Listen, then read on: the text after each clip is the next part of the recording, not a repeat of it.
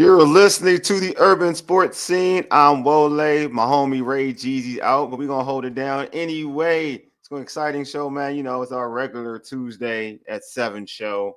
But you know, the NBA finals are upon us, man. That was what I wanted to talk about originally all by itself, but obviously we had NBA breaking news today, so we're gonna discuss that as well. But anyway, before we get into all that, make sure you subscribe. Make sure you check out our website, which is www.urbansportscene.com. You can also subscribe to our podcast on Spotify, Apple Podcasts, TuneIn, iHeartRadio, and other podcast platforms. Just search the Urban Sports Scene. If you're on our YouTube channel for the first time and you have not subscribed, please hit that red subscribe button and also like this video. It does well for our algorithm in terms of sports, NBA talk, Commanders talk, NFL talk, you name it, HBCUs, you name it. Anytime you pull up to this platform and we're talking about those particular topics, hit the like button. Like again, it does well for the YouTube algorithm. Also join our Urban Sports Scene Facebook group. Just search Urban Sports Scene, sports bloggers, sports podcasters, and sports debates. And also, I forgot, don't forget to tweet us at Urban Sports Scene. Hit us up on IG and TikTok at Urban Sports Scene, and also like our Urban Sports Scene Facebook page. All right, the homie Will T used to say this, so I'm going to say it for him. Let's get into our tradition, the pregame. Here's what we have on tap. I'll be joined by host of the Above the Rim podcast, Justin Lee, and we will break down the NBA Finals matchup between the Indiana Pacers and the Oklahoma City Thunder. And we're also going to talk about something else, so I'll jump into it when he gets on. But let me introduce my guy, my homie, the man. He's the man. Well, hold on, make sure. There you go. The man. He's not a mythical figure. He's real. He's one of them. He's one of them ones. My man, Justin. What's going on? What's going on, brother? I'm a little mythical, from time to time. You are mythical, man. Look, bro, everybody know what time you be on, bro. They know who you are. Come on, man. If y'all ain't on these basketball streets, y'all don't know. If y'all know this dude, y'all ain't making sense with y'all lives. I ain't gonna hold you. I appreciate the kind words, brother, but I've been in a little bit of hibernation. New dad life's been taking over. So I know, but still. But I'm here though. I'm here in the flesh, brother. I appreciate you always hitting me up, brother. Yeah, look, bro. I know you've been busy. Obviously, being a father, man, that's very important. That's a blessing. First off, that's a blessing. But secondly, dog, if they on these social media streets, they know they can see your takes. Like your takes out there. I'm here, man. The chat, we here. Wole, we here. Appreciate you, brother. I appreciate you. All right, I mentioned before we talk about the finals, some breaking news. Tibbs, New York Knicks coach, is fired today. First off, man, were you surprised by the news? Oh, yes, I was surprised. Now, when I say surprised, kind of like halfway surprised, because we did hear a lot of rumblings that his job was on the line in this playoff run, depending on where they land up. So there were a lot of rumblings about where he would end up, depending on how the season ended up or the playoffs ended. But so people can't be too surprised. But the fact that they did it already so quickly, after, means to me that it was already something that was set in motion. You know what I mean? Like, if we didn't get out this round, if we don't get to the NBA Finals, we'll give him to the end of this playoff run, and then it's a wrap for Tibbs. And then, so I feel like it was something premeditated. But maybe they wanted to do it, or maybe they didn't want to do it at this particular juncture. But the fact is that they did it a couple days after they just got eliminated. So I think that was pretty. The most surprising thing about this was the timing of all this. But am I surprised they let him go? No. But we could talk about if it was the right move. But were you surprised by it when you heard it today? I wasn't surprised. I kind of had that vibe that to your point where like everybody was so kind of disappointed that they lost. And the way they lost in the final. I mean, in the Eastern Conference Finals, just the way they lost. And I'm gonna be real with you. I feel like if they played Boston, he wouldn't have got fired. I feel like because they played Indy. And it was like that was their shot. They had home court. Yeah. It was their shot, and the way they lost, I felt like that got him fired. And I don't think. And to your point, and we could talk about if he deserved to be fired. That's a whole different argument. But I kind of had the vibe like that's the reason. I felt like if he didn't play Indy, then he wouldn't have been fired. He wouldn't have been fired.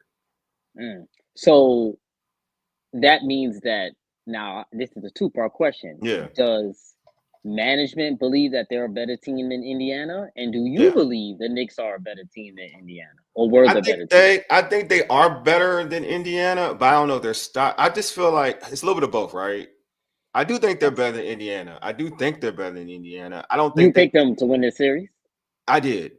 I did. You know, because everything played out almost the way it was supposed to play out, other than like they're gonna kick themselves for game one, right? That's why they lost the series, to be real with you. Like they lost game one. Like they're gonna kick themselves for game one. And Yeah. like Well, for not guarding Naismith. yeah, you know what I mean? So but I think that there is something of panicking. Like Tibbs has that moment of panicking, like, you know, like for instance, not trusting his bench. He could have played his bench far earlier, like Barkley mentioned, and I kind of agree with Barkley. Wild takes as an NBA great, but sometimes he has wild takes. But he was right about this. Like he could have played his bench a little bit more, because you saw it towards the end of the series that those guys were playing well. Like they could have helped out a Jalen Brunson who was logging major minutes, or a Josh Hart, whoever. Like they benched Josh Hart or whatnot. Like there are things I felt like Tibbs, and I get it. Like you want to play the guys who got you there and give them all the minutes in the world. That's basketball 1-on-1. I'm not going to knock him for that. But you know the way Indy was playing them, like they were going to tire him out. Look at the way they played Jalen Brunson. Like they played, you know, straight, like basic old school basketball defense, like one length to the other length of the court, straight strap on, like right there in your face, in your grill. You know what I mean? Type of basketball, and like that's gonna wear on you, especially when you hunting shots, and then at times they will go search you out on defense. So that's exhausting. But I just felt like, yeah, I do think that like Tibbs has a part to play with it, but at the time, I'm like, now I'm going to point. I don't think he deserved to be fired, because at the end of the day, it's still improvement. Like, you know what I mean? From the year past, you didn't get to you got to, like, you know, you got out in the second round. Yeah, the second round. This year, you get to the Eastern Conference Finals. Like, it was an improvement. You know, it's improvement, and I feel like, truth be told, it's for that fan base or that ownership team. Like, you've been underachieving as a New York market for so long, and you finally got to a point where you're like a contender, and then you decided to kind of fire the guy who got you there. It's kind of weird to me. Yes, it is very red, and I think it was very irresponsible also to fire him, unless they have another coach in plan in place, or somebody that they feel like is an upgrade. Then it's a little bit of a different question, which is what we're gonna find out eventually in the next coming weeks or months, or whatever the case may be.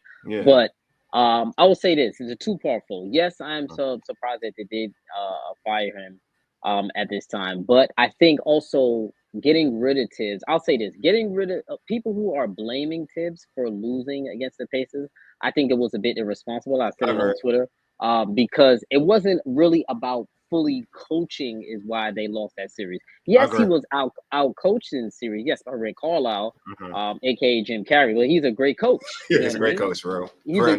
But we know, if you know basketball, you know Carlisle's a phenomenal coach. Is he a better coach than Tibbs? I feel like everybody else kind of went in knowing that he was the better coach in that series. And we've seen the way the Pacers have been coached. They did just take down the number one seed in the East, the Cleveland Cavaliers, in the series prior. So we've seen that the Pacers can do, and they also took out Giannis the series before. So we see that the Pacers were looking at the Knicks like, this is nothing. You get what I'm saying? Like, we already played two giants already. So I don't necessarily know if I believe that the Knicks were the better team. I think these two teams were evenly matched, and it came down to who was going to make shots in critical moments and who was going to step up when need be. Now, the series, you know, we can look back on it and say that the series was lost in game one, and it probably was lost in game one, with Naismith going crazy and then Halliburton hitting that shot. I mean, the momentum was killed at that point.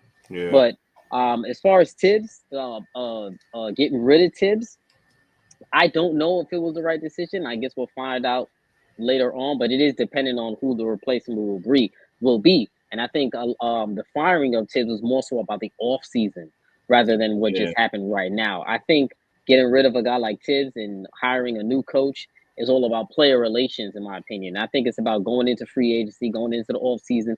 They are going to have to sell this new look Knicks roster, you know, up and coming Knicks roster onto somebody. And players do look at Tibbs still in a way as if, am I even going to get minutes on this team? This guy plays 5 guys for the entire season. So I felt like they had to get rid of that stigma, as in, we are not a complete team. We are not a deep team. If you sign to us on the cheap, you'll still get some playing time. I think with Tibbs still there, you can't really say that to potential free agents, because the Knicks don't have any offseason money. They can only do a lot of minimum contracts, small deals. So they're going to have to pitch somebody and say, yo, take a little bit less, get a little bit of more playing time. But I don't know if they could pitch that if Tibbs is still there at the helm. But do I think he was a great coach for the Knicks? Yes, absolutely. I think he brought them to their most winningest period now in the past 25 years. So you got to give him a lot of credit for that. And he brought the Knicks back with his style. So you got to give Tibbs a lot of credit. And it remains to be seen if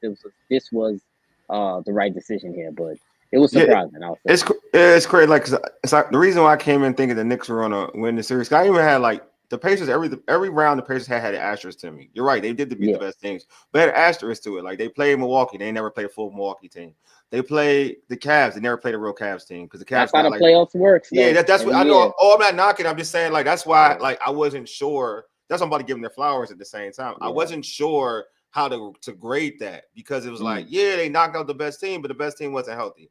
You know what I mean? And then they got to New York. Like New York's healthy now. Like they're playing a healthy New York team with, and I thought like the matchup with Cat and Turner, like I knew Cat would get money against Turner. Like I knew that wasn't like that issue where everybody was like, well, Cat ain't going to show up. Cat going to show up against Indy because it's like a better matchup for him. It's not like he got to bang with somebody physical. He could play his game. He could be the most dominant player on the court with that big out there. You know what I mean? It's kind of different from his matchup with like say Boston, where like Al Horford moves his feet. Al Horford is a great defender for a big, even at this age, at this time in his career. Porzingis has length. You know what I mean? There's a lot of things that kind of can hinder him. So I was like, all right, and Brunson's going to be Brunson. So I was like, I thought they would be the better team. So I can see why like management kind of looked at it a different way. That's what I feel like. I really do believe to my core. Like I think they overreacted to like what happens in this series. That's how I look at it. Like they overreacted to what happened in the series. And I just feel like, because I don't think you're gonna get better than like Tibbs, for real. Like I ain't gonna hold you like in this market. You really gotta have a splash, and you better not go backwards. Like you better like to me at the end of the day, you better get to the finals if you're firing at Tibbs. Like this doesn't mean anything to me because you were on the brink of getting to the NBA finals with this roster. You know what I'm saying? And I don't blame like to your point. I don't blame Tibbs at all. Like, do coaches have like points in a series where they panic? Yeah, of course. But I'm not going to say this series is like Tibbs lost this series. He didn't because his players had to step up. Like, this bothers, like, Mikal Bridges bothers me. And I'm going to say this for real, like, in this series. People didn't step up in that series. Like, I like Mikal Bridges. I do. I like his game. But you're not playing like Mikal Bridges in Phoenix. You weren't playing like Mikal Bridges in Brooklyn. You forgot, like, you had freaking Tyrese Halliburton, who's not a great defender, and you couldn't go at him. Like, you acted like you can't score. That's what bothered me. You acted like you can't score. Josh Hart, who I like. I mean, Josh Hart's from the DMV. I like Josh Hart. I've watched Josh Hart play ball from, for a while. I've seen him. We saw him lead that Nova squad. We've seen him last year in the postseason play well. He got points. He got in this game, and I mean, in this series, and he was scared to shoot. He was scared to shoot. I didn't even shoot threes. I mean, scared to shoot, period.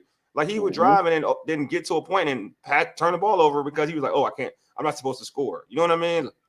To your point, it's not on Tibbs. You had guys who just were scared of the moment, to be honest with you. And then you got guys who can play defense. Yeah, true. Cat wasn't a great defender. But Cat, you should know Cat ain't a great defender anyway. I was about to say that's not anything new. For people who act like this was new to them, that's nothing new that Cat is not a great defender. I mean, who was surprised by this? But the thing is, he didn't have an elite matchup, in this series to even expose him for being an average defender. And he still kind of got exposed in a way, but also that was the point of the Knicks starting changing up the lineup and putting Mitchell Robinson in with him. That was the point of them paying OG all of that money, trading all of that from Mikal Bridges. For them, those are defensive-minded players, and also Josh Hart, defensive-minded players to offset Cat's deficiencies. The problem was those three guys didn't offset Cat's deficiencies in this particular series. And everyone pretty much got dominated in their matchup, to be honest with you. Sure. Every matchup, I feel like, was won by the Pacers in this series. So you can't really blame one guy. They all got. I even think Tyrese Halliburton played better than Jalen Brunson for the entirety of the series. It's hard because I feel like Brunson had a bigger scoring games, but Tyrese controlled the pace. Other than one game, I think that was 5. Even the last game 6, he really wasn't. It's he. Well, you know, Bro, he had like 20, assists. 22, 13 Assists. He gets assists. So it's different as a point guard. pace, Yes. though. Remember, Yeah. pace. No, I'm with you because not everything's not scoring. I totally agree with you. Like everything's not scoring. So I had to go back to my mindset. That's how I kind of like. I'm Matt Johnson's my GOAT. So I have to go back to that way of thinking. Like, no, you're right. Sometimes you control the game and the pace because of what you do with the basketball. And he did as a point guard. He's on point guard to point guard. Yeah, he outscored. He outplayed for the most of the series. He outplayed Brunson because again, the Knicks are predicated for Brunson. They're predicated on him. Not he has to score 40 plus. 40. He's not doing everything else. Not to say he can't do it, but that's not his role on his team. So yeah, to your point, I guess I could see it that way. You know, you just went against the team that, and honestly, like you said, like you went against a better coach too. Like at the end of the day, like he is proven. Carlisle is proven as a championship coach. He's proven. And it's hard. And it's not a knock on Tibbs. I'm gonna say this. Tibbs is a really good coach. Like I'm not like a really good coach. He's one of the better coaches in the NBA. Like you're really not. Everywhere he's gone, he's turned things around. I think he gets the best out of who he. Yes, exactly. So if it's talking about a championship coach, that's a whole different discussion. And you never know. That sometimes you can luck into that new reputation of being a championship coach if you just win one, right? But in terms of his body of work at the moment, is he a championship coach? No.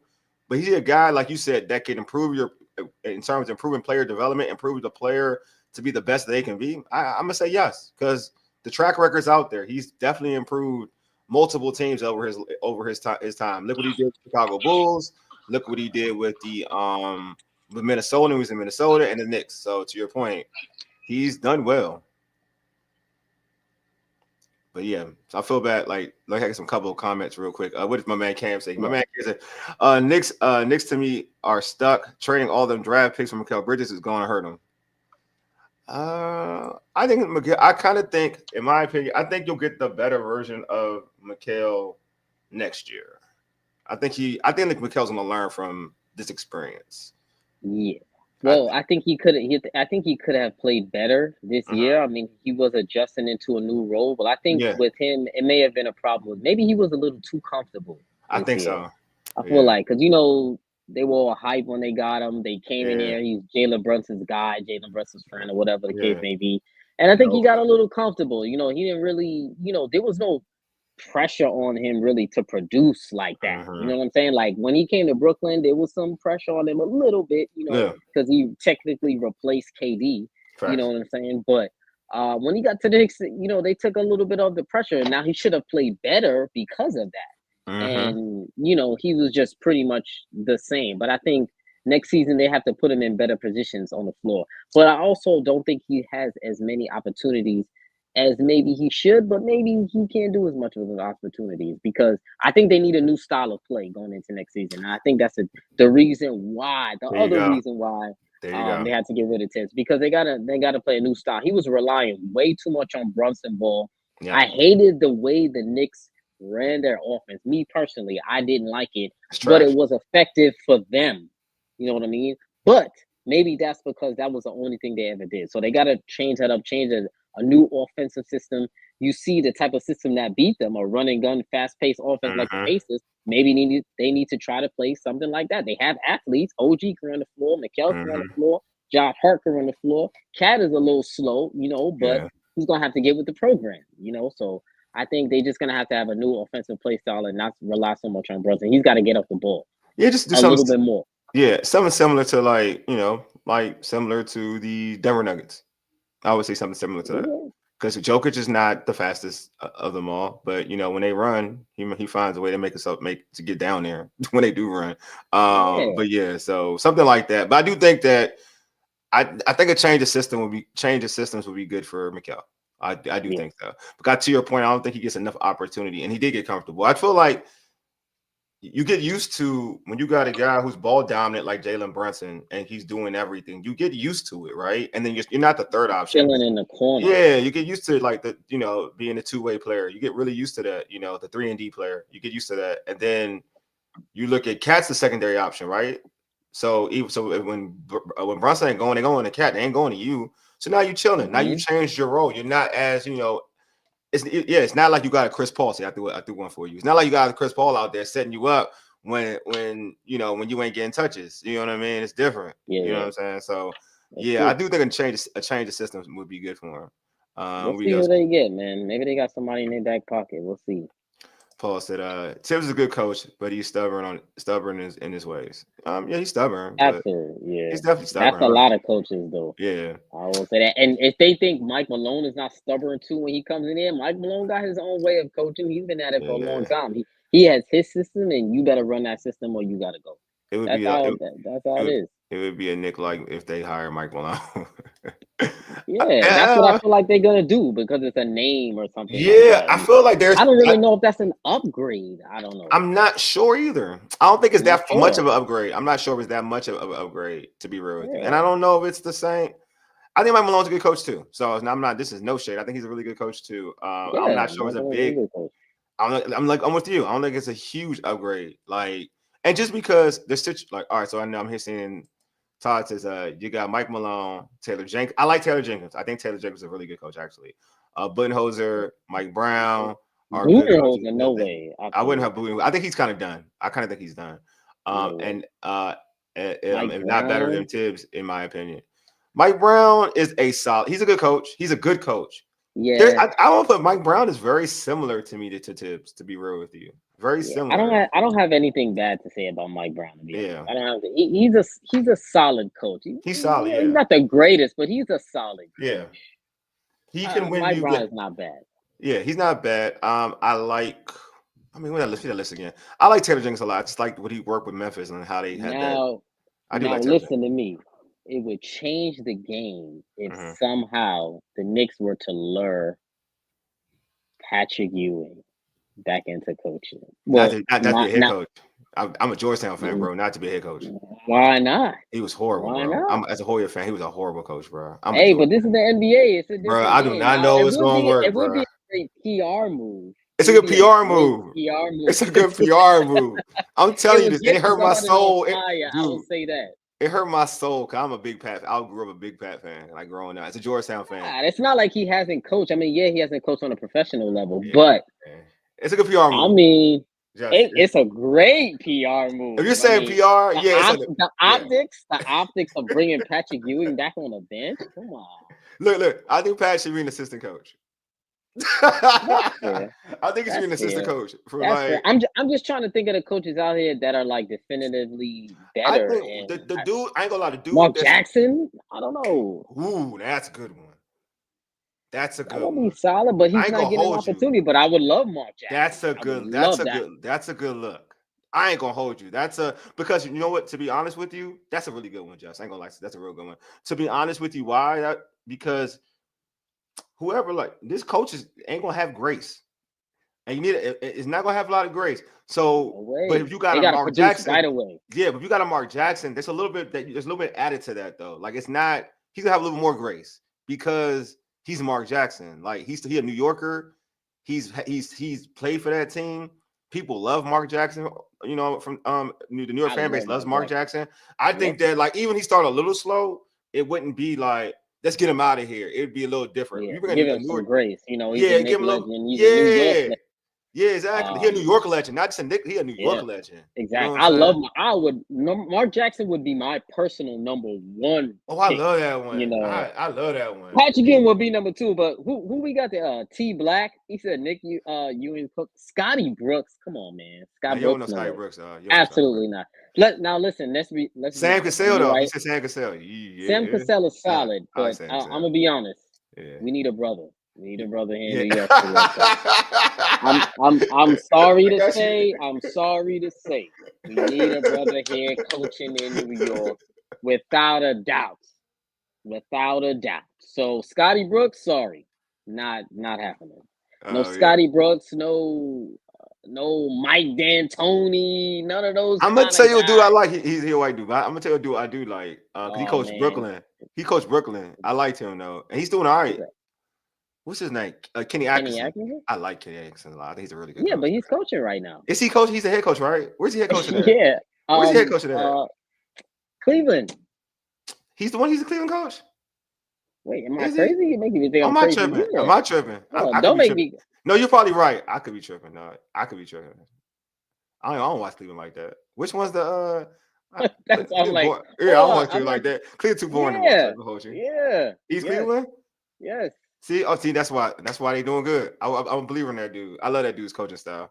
That's why I'm like, wait a minute. Yeah, you're right, man. I'm like, I wait, hate hold on. Cleveland. Look, man, I ain't gonna lie. Okay. That series I did not watch. I won't even lie to y'all. I did not watch that series. So I can't watch Cleveland. I'm sorry. Yeah, we'll see, man. I like Pat. I like Pat, man. Yo, let's I'm get to the telling you. finals, man. Let's get to talk the about finals, the man. finals Let's when we get to get the a chance finals, to man. do All it. right, Yeah. let's get right into the finals. I'm sorry, bro. Sometimes I kind of had to like. Oh, good. Oh, good. When you got Pat, when you said Pat, it kind of caught me off guard. I was like, what Pat, man? I had to watch that dude for like a minute here in here in DC. That hurt my soul. I All like right, let's Sam get to Mitchell, it. too. Thursday night. All right, Thursday night, 8:30. The Pacers travel to Oklahoma City for Game 1 of the NBA Finals to take on the Thunder. All right, bro. First I'm gonna ask you: is this the finals that the league wants? Is this the finals that the league wants? Not the final, but is this a finals that the league can get behind? Put it that way. I think it's the best way to say it. Well, they're gonna have to, and they will, because yes, it's not the sexy popular team finals, but I will think it will be a really good finals in terms of basketball play. Got you. I actually I'm not mad at it. You know, I mean, I like all basketball. I'm gonna watch any basketball regardless. But would I have had a better match or a different matchup? Yes, of course I would. But I don't think anyone picked the Pacers to go to the finals. Nobody thought Jason Tatum would tear his Achilles in the playoff. Nobody thought that Darius Garland wouldn't play a couple days. Nobody thought the Cavs would choke like that. Nobody thought Damian Lillard would be injured out the playoffs. So, like I said, the playoffs are unpredictable. So I think it's the Pacers are the team that the people are probably the most upset about being here. Yeah. But you can't be mad at them because they earned their way. I mean, whoever you put in front of them, they beat. If there was an injury to the opposing team, they capitalized on that. So you can't even really be upset about that. That to me means that you're a great team. You're a good team going on a great team. If you capitalize on another team's misfortune and get the job done, that means you are still a great team. You know what I mean? And you knew the stakes. The stakes were raised, and they've had great moments in the playoffs. So I'm not taking anything away from the Pacers. Now, do I think they are on the level of OKC? No. But do I think they can put up a fight against OKC? Yes. Now, I think it will be a solid matchup. And if you want to just get into the matchup, I guess we can Go go for it. Yeah, that's what I want to. Get right to the matchup. Get right into it. Yeah, I think it's going to be, kind of a good matchup in terms of pace is my number one thing when I'm looking at this matchup. It's pace. It's two, high powered offenses. And a high power defense in OKC, and low key slept on. Indiana plays a great defense as well. They do. Now, when I look at both these matchups, I think this might be the first NBA Finals where I see both teams playing full court the entire game. Yeah, because this might be the first finals we see that. You got Dort playing full court. You got Caruso playing full court. You got Casey Wallace playing full court. You got on the Indiana side, you got Naismith playing full court. You got Nembhard playing full court. You got McConnell playing full court. So there's going to be ball pressure throughout the entire game, and that to me is what I think is going to make for a more high intensity type of series. So. And then also, what's more intriguing to me about this NBA Finals is that both of these teams are going to be ending a drought. The Pacers haven't won a championship and they haven't been in the finals since the year 2000. The Thunder, they're having their first finals since 2012. Just going in the OKC era, they're chasing their first championship there. It's the second youngest finals ever, so it's a youth movement that goes into the pace. I think it was the second youngest finals of all time in the shot clock era. What else? These were the two best teams in terms of record since January 1st. So since the new year hit, the Thunder was number one, the Pacers was number two, or flipped in reverse. I forgot which one was better. I think the Thunder was number one, Pacers number two. So these were the best two teams in basketball, which is telling you a lot that these two have been playing the best and been playing their style since the beginning of the new year. And that's no fluke. That's 6 months already. So they have been proving themselves as the two best teams in the league since that time. And then you got two elite guards, going at it. We got SGA. I think it's SGA's year as well. Yeah. He's been my MVP pick. I think this is Easily. his year to. I think he was one of 6 players to win MVP and go to the final in the same year. I think that puts him in rare company, which is excellent. And it's him to really stamp his claim on this season. The way he dominated this entire season, the 20 plus game streak that he had, with Michael Jordan on that list. I think he's been having a phenomenal season, and it would be no better way than to cap it off than by winning the championship in your dream NBA season. And I like SGA. I'm a big SGA guy. Yeah. One of Chris Paul's guys there, so I really like SGA. I love the growth of SGA, and I think this is a classic case of a player getting better every single year. The first time he was in the playoffs against in the bubble, he kind of froze up a little bit in that postseason, and now look at him now, MVP year. They said he couldn't play with the physicality, and look at him this year playing with the physicality in the playoffs. He took his lumps last year, so I think this is SGA's year as a whole, and I think it will be nothing better than to cap off this MVP season with a championship. So I think there's some solid storylines. Siakam versus Chet too, I think is a solid story. Siakam has been balling in this postseason.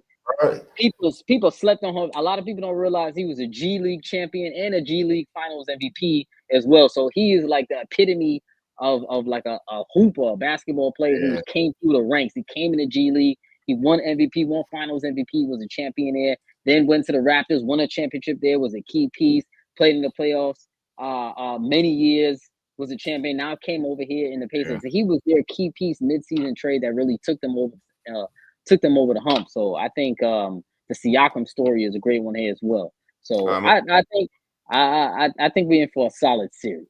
Paul, I got a question for you. You said where does the Pacers have the advantage? Pacers. Let's see. Where they have the advantage, in my opinion, is their ball movement.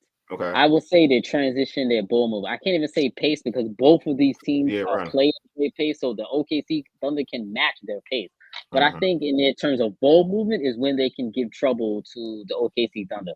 Now, the Thunder have great defenders at every position, so it's going to be tough for anybody to give them any trouble. That's why it's like this was their year. They are one of the most perfectly well-built teams that I've seen in a long time. But I think in terms of ball movement and pace and 3-point shooting is where the Pacers are going to have to win this series. Naismith, I think he's averaging 50% from 3-point from the 3-point line in this entire postseason. Shooting way better in the postseason, the regular season. Yeah.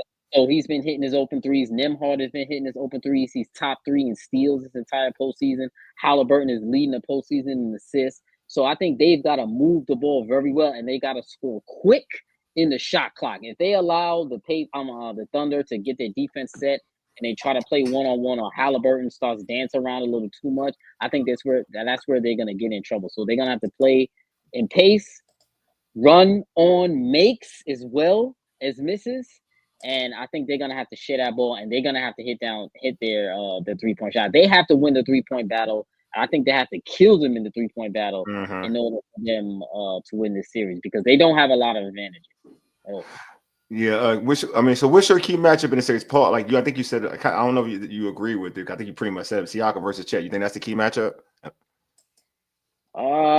Well, are they going to be guarding? Well, yes, because Chet has been starting at the 4. Yeah, they are going to be guarding each other. Yeah, actually, that might be, because there's going to be a lot of cross matching in this. Because Dort is going to be guarding Halliburton. He's going to be a Halliburton. Yeah, you're going to see Naismith on SGA for majority of the series. So individual matchup, I would say that's probably the most important. But the thing is that Chet doesn't have to be the second leading scorer for OKC to win. Siakam has to be the second leading scorer, if not the number 1 leading scorer for the Pacers to win. So I think that's going to be a difference. So I would say, rather than a matchup, I would say Chet's defense on Siakam is going to be the key. Because if he can keep Siakam to, 15 in the finals, I don't think the Pacers can win a game if he keeps Siakam to like 15. Siakam is going to have to score 20 plus, 22 plus. Halliburton is going to have to score 15 plus. But I don't know if Halliburton is going to be able to do that when he got the Dortcher chamber on him. Lou That's Dort. all right. All right. Locking cats up. The number All right. one defender in the NBA. The Torture Chamber, I think, has the series on lock, to be honest. So that's why I honestly don't even see it going past 5 games, because I think the Torture Chamber, it's over. See, you already getting to where I was going with it. See, so The Torture Chamber. That's why that's my key matchup. It's not because it's because who Halliburton represents. He haven't seen a defender like Luka Dort in this No postseason. way. And it's a guy, and it's the bot just to what you talked about. It's good. I think Mikal Bridges is a good defender, but he didn't get into Halliburton. He let Halliburton get exactly. So now you're gonna get to your point. You're gonna get a guy who's gonna play you full court, right? And then they got bodies, and it's not just Lou Dort. They got bodies where they can just transition and have somebody else, like you meant Caruso could do the same thing off the. So he's gonna be tired. To me, that's the big. To me, I would say this much: it may not even just be Dort. It's gonna be the defensive force he's gonna have to play against throughout this whole series. To me, that's the key matchup. That's something to look at because you're not gonna get to play fluent basketball, like get to your spots like you want to, because it's not like, and it's not a knock on Halliburton. He's not the ISO get by you with the pat type dude. You know what I'm saying? It's high screen roll, then maneuver the situation for what it is. You know what I'm saying? So that to me is a big matchup. I mean, a big situation where that's the big matchup. Dort versus Halliburton is it. Like if Halliburton can still get off and do his thing on Dort, then I think the Pacers have a very high opportunity to like win the series. But I just think that matchup, if Halliburton could do his thing, because he can control the game. Because I mean, if you give him an opportunity to control the game, like you can put him in situations to win the game. Because at the same time, just like I'm gonna get Naismith some flowers. Like his defense has been great this postseason. You know what I mean? Like, and I not to say like, look, man, like it's hard to stop one of them, right? You know, right? Like Alexander is one of them.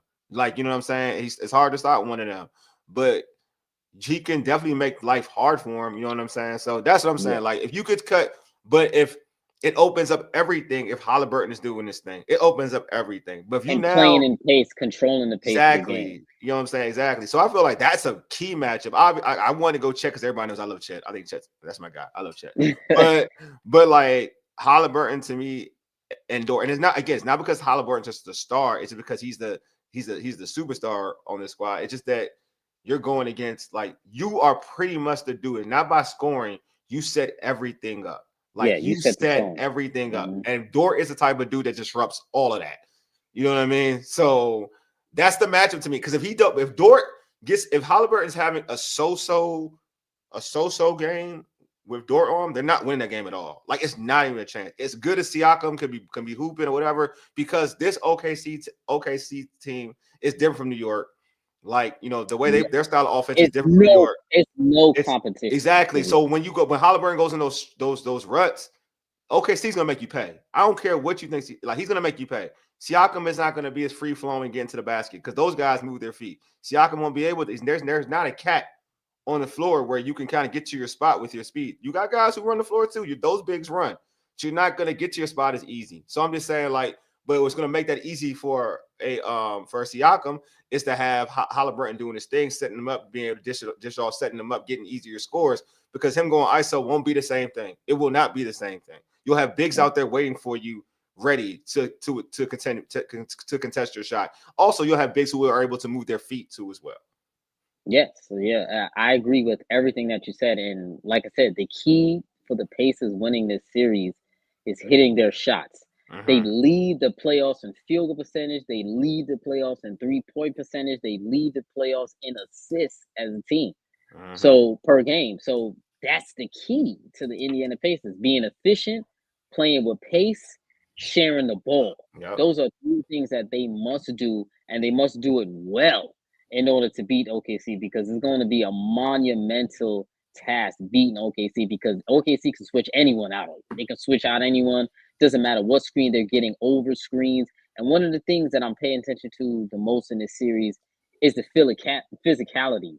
And if the refs are allowing them to play. Now, that's going to be big, because if Naismith is allowed to be physical with SGA, which he will and which he can be, I think, low key, he's like a baby Dort. Low key. Yeah, he is, though. Yeah, facts.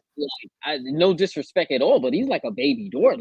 Dort to me is the number 1 defender in the NBA. I've been saying that, I got the Lou Dort Stan account that I even had. That's my guy for about 3-4 years now. That's my boy. Respect Lou. That's my favorite player in this NBA Finals right here. So I'm rooting for him the most. I'm glad he got that first all defensive, first team all defensive selection. It was well overdue. So I think if they allow Naismith to be very physical with SGA, not allow him to get those fouls, allow him to play to defend through that contact, I think the Pacers can really can do some damage. But it's gonna be if they have to me. They have to win one of these first 2 games on the road. I agree. This what Cam said. They have to. OKC is not a team you can play down against. They're not a team because they'll run it up on you. They're phenomenal offensively and defensively. They'll run it up, and they'll definitely run it up at home. At home, so they cannot be down at all, which is going to be very difficult. Because if you see how we haven't named any holes in the roster of OKC. They have no holes in their roster, really. Not really. They have everything. They really have 0 holes on their roster. So I got to give them a lot of credit. That's a perfect way to construct a team, and they know how to play together. And they have great chemistry. And awesome chemistry. Great chemistry, great leadership, everything they have. Yeah, the only thing that I think what Dort's gonna have to do though, it's gonna have to make those open shots from the corner because Tyrese is gonna be checking them. So that's the thing. Like you're gonna put your lesser defender, who's Tyrese, on the lesser scorer. He's probably gonna guard it. He's gonna guard Dort. So Dort's gonna have to be making those shots. He's gonna help off. So he's gonna have to hit those shots to make him pay. You know what I mean? Like that's the only thing because you know how the NBA is. If that good defender isn't doing his job offensively, it's going to hinder. And then even say the Pacers are running and gunning and scoring off of that, then it's like, okay, they're going to try to sub him out and play another player in. You know what I mean? So because Dort is valuable. He's very valuable to what they do. But as valuable as he is, they can still replace him. That's true. Which is crazy to say. Actually, as much praise as we're giving my man Dort, they could replace him with Caruso. They could replace him with Wiggins, who could do a little. Wiggins is a player, yeah. So it's very difficult to beat this Oklahoma City team. I felt like the Timberwolves were the best team that had the best personnel to go against OKC. Yeah, they get smacked. I thought they had the best. I thought Denver did. I go lie. I thought Denver had the best opportunity to beat them. I did. I like theirs because of the scores. I thought they had enough scores to kind of. But you know what's crazy? It wasn't even like Joker was like murdering that series because he really wasn't. He wasn't really in that series. They just had a tough time with Denver for some reason. I think more so. I think Aaron Gordon. Gordon was starting. He was just balled out, bro. He was. It was Aaron Gordon. So if Siakam could have an impact, like Aaron Gordon, in a different way, maybe the scoring, that could be the thing. He could. Aaron Gordon was impacting it without scoring. He was. You know what I mean? He could. No, he could. He definitely could shoot like. Because Eric Gordon is known to be a decent 3-point shooter. He was making threes like that. Jones, like he was on one in that series. He was definitely I think the Pacers have to force OKC to come out of that double big lineup. I think they're gonna get killed if they have Hartenstein and Chet Holmgren in there. So they have to force Chet Holmgren to play center and then to move J-Dub to the 4 so that they could match up better with the Thunder. So that basically will be J-Dub guarding Pascal Siakam. Good point. So that's, I think, the best way that the Pacers can win. But they have to force that matchup because OKC could just leave Hartenstein and Chet Holmgren in because they are big. They are big. They would have to play my man Mathurin then. Mathurin because Mathurin, I think he's gonna be. They gotta play him. He's gotta hit his open shots. Yeah. That boy a scorer, bro. I mean, I've liked him since Arizona. He was Arizona. That boy is a scorer. Slept on. Yes. One of my slept on guys for the Pacers. One of my most important guys for the Pacers, Nembhard. I think he's excellent. He is. He's strapped too. He can score on bunches. He hits big shots for the Pacers. He's never afraid of the moment. This is 2 playoffs in a row. He's never afraid of the moment. He's one of my favorite players on the Pacers. And a lot of people don't know he's top 3 in the playoffs in steals. Yeah. Last game in game 6 series clinching game, he had 6 steals, locked up Brunson in that game. He's annoying. So, he's annoying. That's good. When I say you're annoying, he's an annoying defender. Yeah, so I say that to say this. You know how they are going to put Naismith on SGA. Teams always tend to put a bigger defender on SGA because they think you have to be more physical with him or whatever the case may be. But sometimes when you put a bigger guy on him, that's how he gets more fouls called on him because the defender is the bigger guy. Now think about this. If the Pacers switch it up and they put Nembhard on him, he's the guy that's a little bit smaller, like an inch or two smaller than him. And SGA won't get the benefit of the doubt of those calls because Nembhard is also small. So he could be, you know how they always let the smaller guy be a little bit more physical? Yeah. Nembhard plays great defense while being physical and not getting fouls called on him. And he's also a great stealer. So I think Nembhard, if he could guard SGA in stretches, I think it will be a key for this finals. So look out for that too. All right, Danny, got a question for you. Danny says, question for Justin. Which bench player has been more valuable for their team in the playoffs, Caruso or TJ McConnell? McConnell's been really good, too. He's been really good. They both been good. That's a good one. Damn, Moore? Yeah. That's a good one. Caruso. I'm going to go Caruso, me personally. I'm going to go Caruso, even though I think they're both excellent. Yeah. I think they probably lead the league in cats that fight over screens. Yo, they battle. Basketball junkies here, but they could run a basketball clinic in how to fight over Naismith too, and Dort actually, all four of them. So it's gonna be a clinic of how to fight over a screen. I think that's big time. But I would say Caruso because damn, I don't know, because McConnell, he came in and had buckets, bro. He comes in with the energy. They do the same thing for each other. They do.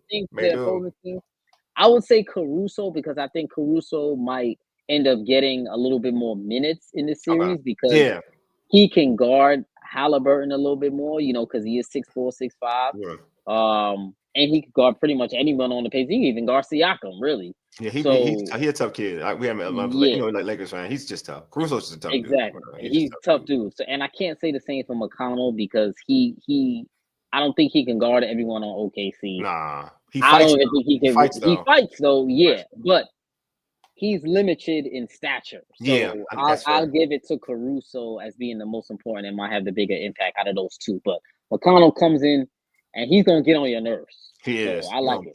I like that. I like the way when he scores the basketball. I like the way he probes because he always finds a nice spot to where he can get a shot off. Yeah, he'll get you a quick 6 to 8. Bruh, man, efficient too though. Efficient, and he know his game, which I admire that.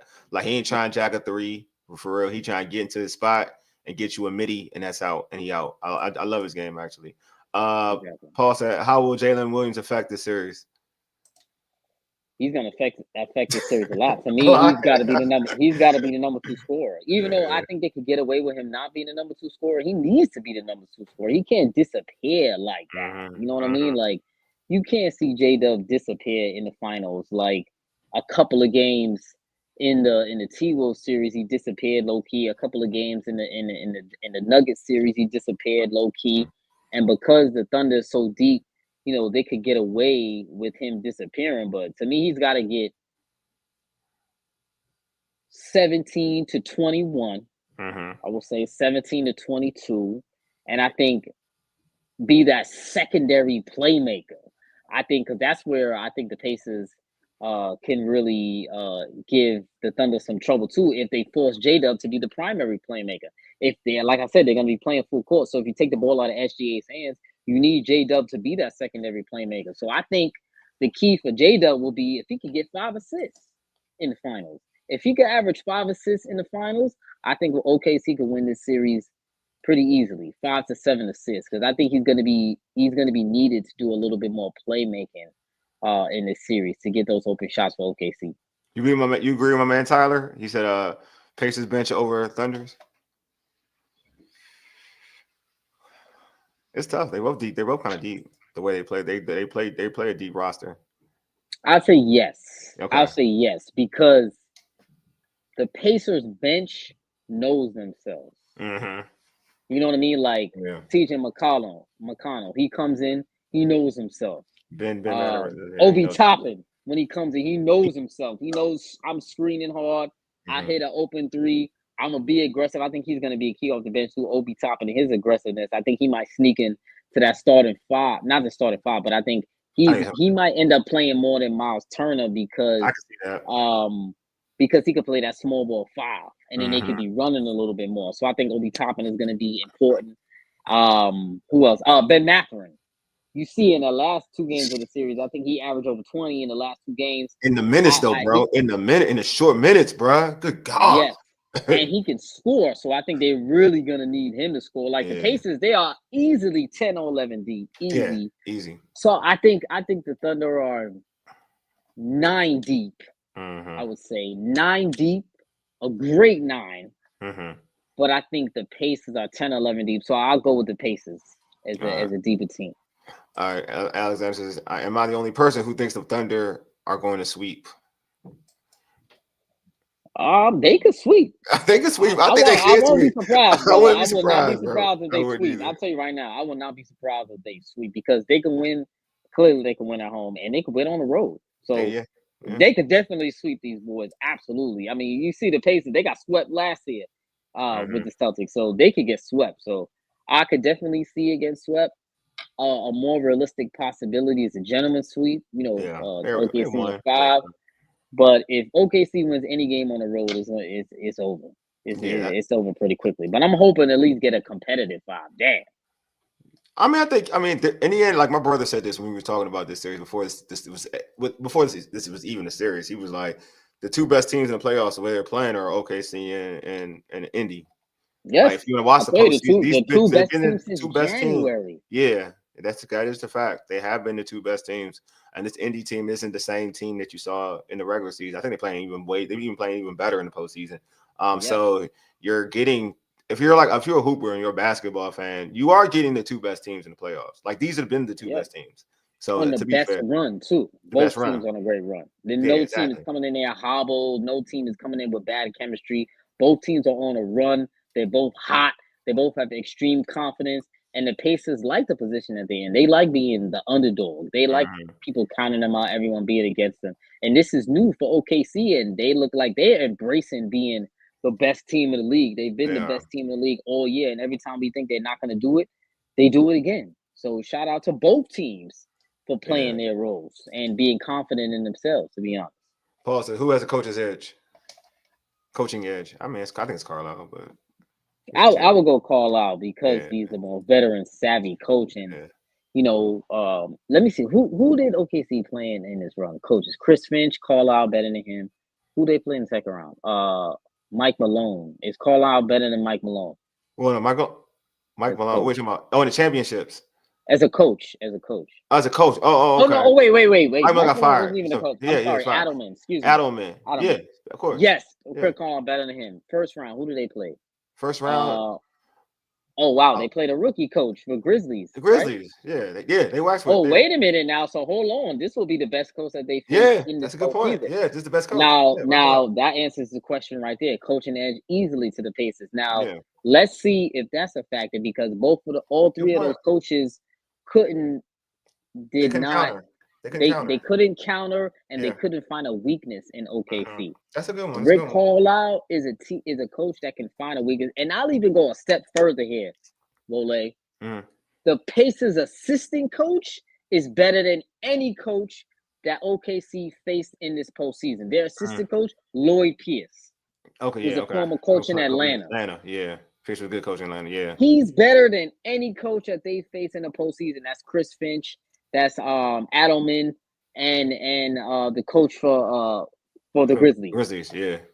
So the Pacers have the 2 best coaches that OKC has faced in this postseason. So if anybody can find a weakness in OKC, it's one of those 2 coaches, I think. So that could push him to get to a game 5 or game 6. Definitely agree. Yeah, I can see that. Yeah. I mean, I ain't gonna lie. They're very questionable fans. I'm not gonna lie to you. Pacers have won. Paul. Pacers have won all game 1s the entire series. All right. So let's go into that. Let's go into like our prediction. So you have. I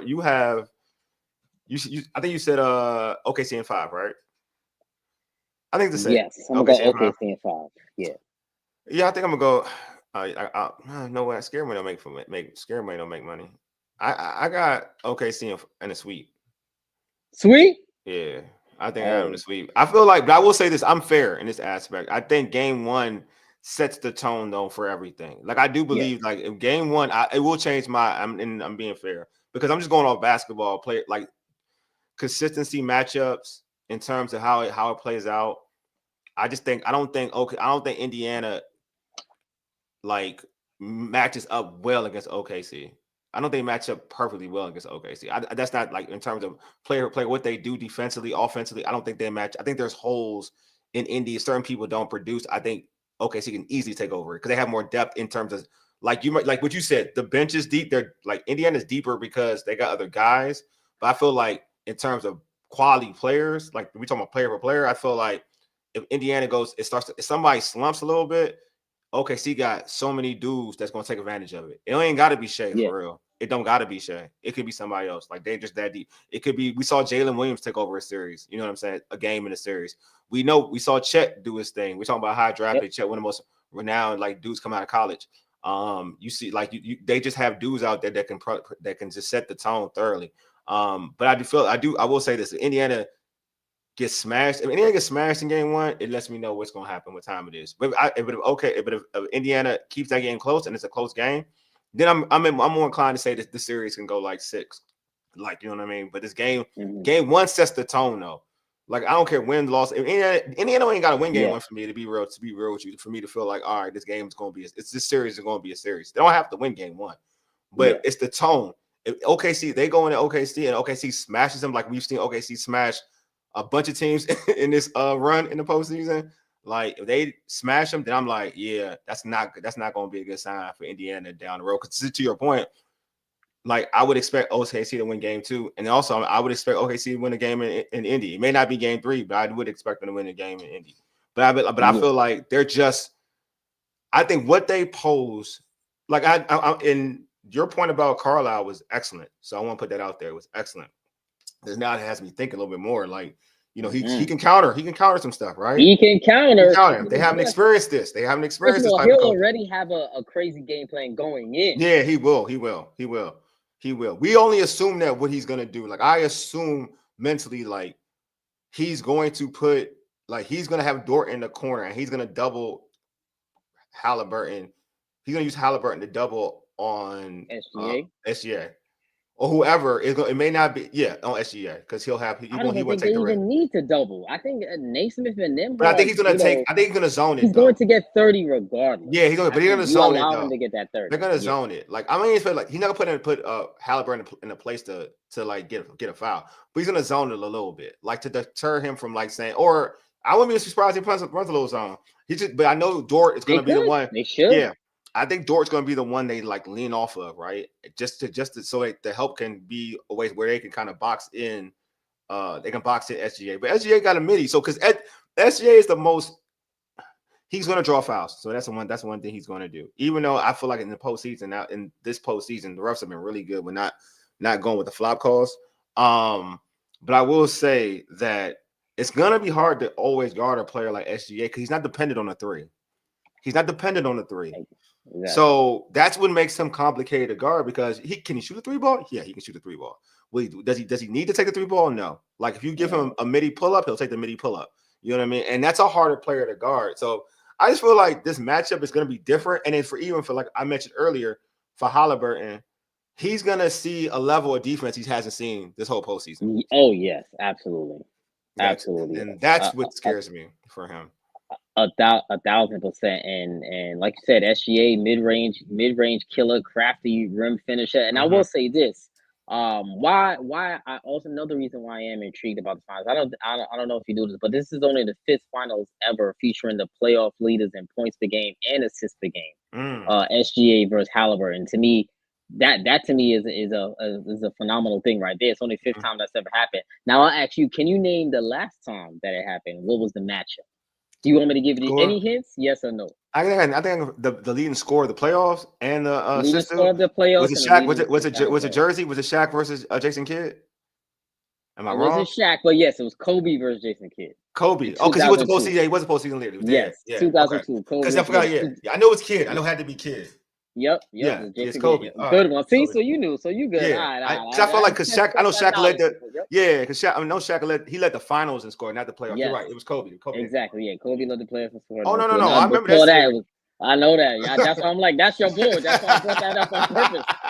I brought that up on purpose. Yeah, I had to think about that. I know Kid, because Kid's easy. Kid Yeah, easy. but I will say this. I will say this. That series didn't turn out very well. You know, Nah, it for didn't. Jason. But I will say that. Also, there was Jordan Stockton too also as well. That was a good I one think too. in That's a good one. '97. Yeah, I 97. think it was Was it Jordan both of them? and Johnson in '93. Huh?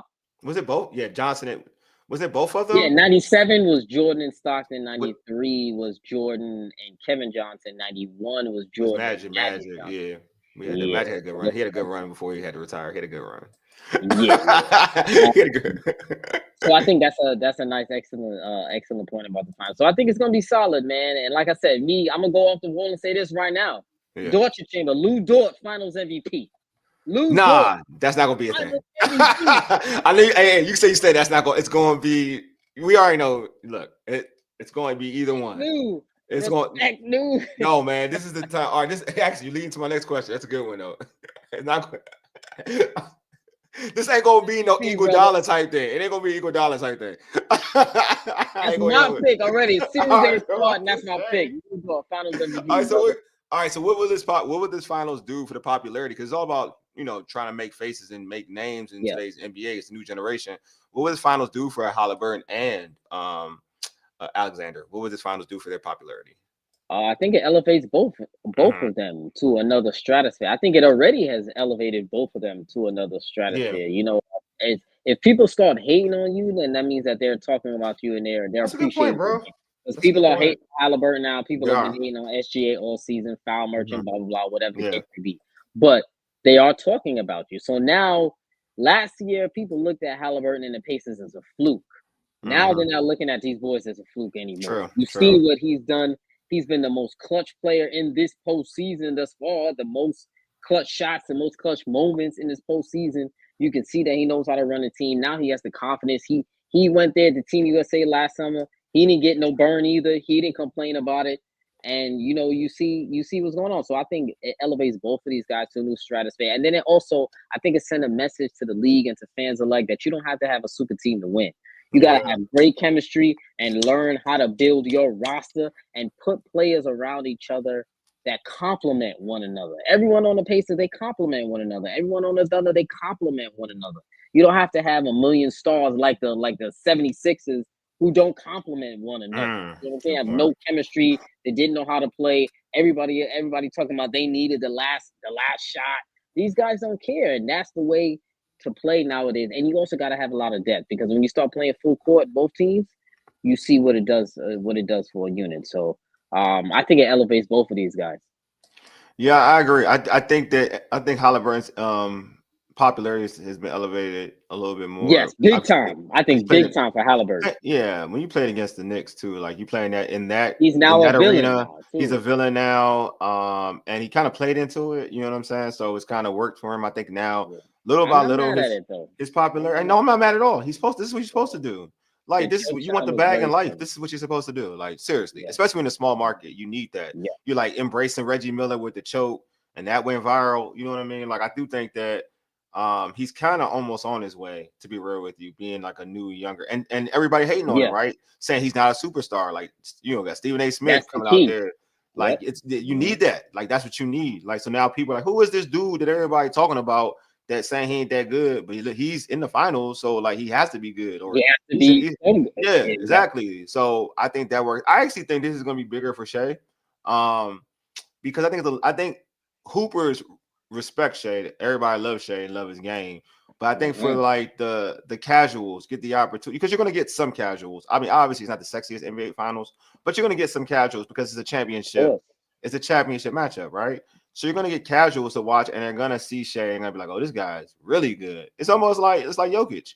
It's the Jokic effect. Like when people saw Jokic in the finals, it's like, yeah, you're like, all right, he ain't the sexiest dude in the world in terms of a hooper, but no, as a hooper, he's like in terms of a casual, he's not the sexiest player in the world, right?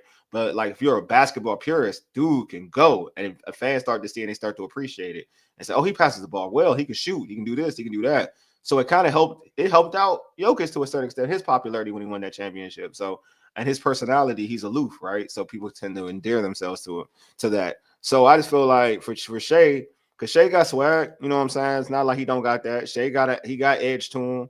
And he's an exciting player because it's something about, like we talk about like the greats like Kobe, Jordan. He's clutch. And you give him a clutch moment in the finals, it's going to be even more. So I just think like this finals is going to do more for Shea than probably it's going to do for Halliburton. I feel like Halliburton's kind of almost getting there. I think he's about there in terms of popularity. You know what I'm saying? So and OKC is probably gonna win, so it definitely will do more. There you go. That's what I'm saying. That too. So I feel like it's a good opportunity. It's definitely it's a good chance for him. So all right, yeah. I mean, it's been like, all right, this has been dope. It's been great. All right, no. Who's before we end this journey? Who's gonna be like your low key, your low key? I mean, you know what? It's not low key. I think you're gonna say Dort anyway. So I shouldn't even ask this question. What, MVP? No, MVP. No, a guy like that's gonna steal the show. But not somebody no one's thinking of, and I feel like come on, it's Lou Dort. Yeah, that's what I'm like. That's a waste of that's a waste of time. It's Lou Dort. I'm telling you right now, look out for Lou Dort. And on the Pacers side, Nembhard to me. Nembhard. I like Nembhard. I do like him. Yeah, I think those are my two guys. Nembhard on the Pacers side, and Lou Dort on the Thunder. Those are the two guys to look out for. That's hilarious. Paul George should be the honorary captain for the Thunder. That's I hope he's sitting courtside. He needs to. Yeah, that's nasty work. Hey, man. Hey, thanks. Hey, I appreciate you being on. Before we end the show, please let our listeners know how they can reach you and find you on social. Yes, brother. Yo, man, I appreciate you as always, man, for hitting me up, always inviting me to every time on the show, man. I appreciate it. You can find me on Twitter, Instagram at justblaze_513. On Instagram, justblaze513, all of that. Sorry, I've been off of the show a little bit. There's been a lot of stuff going on. But, I'm glad my boy Wole asked me to come in. If you need me again during the finals, I'm here, brother. Oh, yeah. And, so I'm going to get back on it. Going to be back on it soon. I had a lot of things cooking in these past couple of months. So, of course. I got to hit you on that, tell you all like good stuff off okay, text. Bet. I hit you all like good shit. Good. But yeah, brother, I appreciate you as always for inviting me on the show, my man. And, let me know if you need me again, brother. We will. Hey, me and Ray, we're gonna do a post. We're gonna do a post show. Yeah, tell Ray I set it up too, man. I will. Yeah, I will. Not here, but tell Ray I set it up, man. We're gonna try doing one. I mean, it's late, but I'm gonna probably be fried a little bit. Though. I'm probably. I'll be out too. I know.